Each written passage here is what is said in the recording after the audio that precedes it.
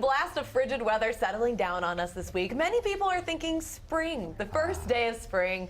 Oh, it's still a few Any weeks day now, away. right? We're so close. March 20th. There you go. The first game at the Twins spring training in Florida is on Wednesday, March 2nd. And did you know that in Sweden, meteorologists say spring begins when the average daytime temperature is above freezing for 7 days in a row? That would be a lot of fun to be in Sweden and saying, like, here's day number 1, day number 2. But what would they say in Sweden? What would they say? The first day of what? I don't know. Are you going to Google that? Was I supposed to? Come on, Molly, you know. I don't. I don't know any Swedish words. It's I apologize. Bahrain. Everybody knows that. You didn't know 15 minutes ago. We have a producer. It's very helpful.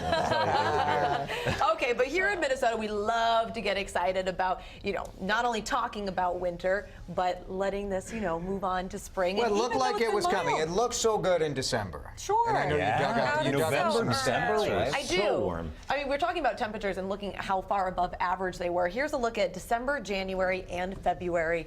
December was 10.5 degrees above average. January a little bit, and I know Matt and I, this surprised us this morning when we were talking about these numbers, but we had a couple of days in January where we didn't even reach 0. So that kind of helps level you out a little bit. And so far in February, we're about 3.5 degrees above average. And a lot of that comes down to, this was predicted to be a very strong El Nino year, Molly. And that's exactly, it kind of went textbook El Nino. Yeah, it's been mild. And I think people do forget about that, and they're looking forward to spring because we only need, a few days. But we had 3 days where we didn't even make it to 0.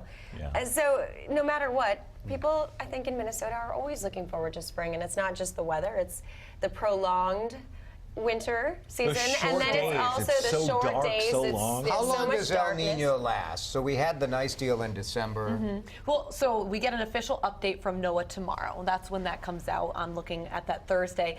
But this has already peaked, and El Nino, at least from the last update that we had, expected to gradually weaken into spring. So basically, get back to normal. We should be back to normal. Yeah. Right.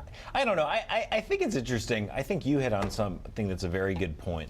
We tend to, in winter, only focus on the worst of it. Those mornings when it was 20 below, that 8 inches of snow. But this has been a pretty wimpy winter so far. Minnesota DNR does something called the Winter Misery Index, and this is about as low as it gets on their standards so far. We've had hardly anything. Now, we do have a couple of cold days coming. We've got a couple of chances for snow, and that's going to push us higher on that. But Are people really complaining about the cold? It seems like it hasn't been that cold at all. I was out the day before yesterday when we had those bitter wind chills, and it's miserable for people, and that's what they focus on, even if it's just a few days. It's difficult to have that long-term perspective. Not everyone can be Jason DeRush and have that long view.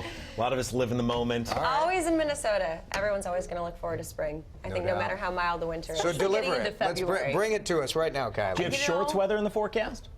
It depends on how brave you are, I guess. Yeah. I saw someone saying last week they were in shorts, but we also are still seeing some snow right now. Chris tweeted this morning, this was from Pipestone, just a fresh inch there on the patio furniture.